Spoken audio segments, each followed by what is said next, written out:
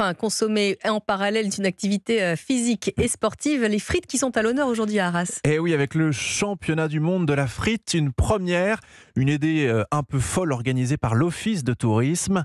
32 participants et plusieurs catégories en compétition. Frites authentiques, frites familiales, frites créatives. Reportage Maximilien Carlier. Une bonne odeur d'huile chaude va envahir la Grand Place à Arras. Sur les tables, friteuses, gratte-bœuf, différentes variétés de pommes de terre.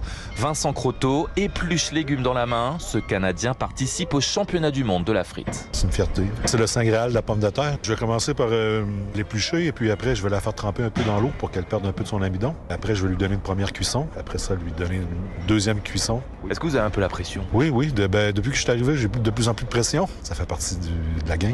Cela fait partie du jeu. Les concurrents ont 1h30 pour préparer des frites servies dans des assiettes, barquettes ou bien cornées. Jean-Paul Dambrine, patron des friteries Sensas et président du jury pour cette compétition. On évalue une bonne frite, c'est quand vous mangez une ou deux frites, vous avez envie d'en remanger une ou deux. Plus elles sont bonnes, plus vous en mangez. Puis je vais en goûter une. Tout vient de la pré-cuisson. La frite doit être tendre à l'intérieur et bien dorée à l'extérieur. Faut pas en manger trop. Moi, j'en ai mangé toute ma carrière. Regardez comment je suis. Et ce mondial de la frite ressemblera plus à un championnat de France, car sur les 32 participants, un Canadien donc, un Anglais et seulement un Belge, un seul ressortissant du royaume de la frite. Le reportage Maximilien Carlier, correspondant d'Europe 1 dans le Nord. On a tous faim dans le studio. Merci Alexis.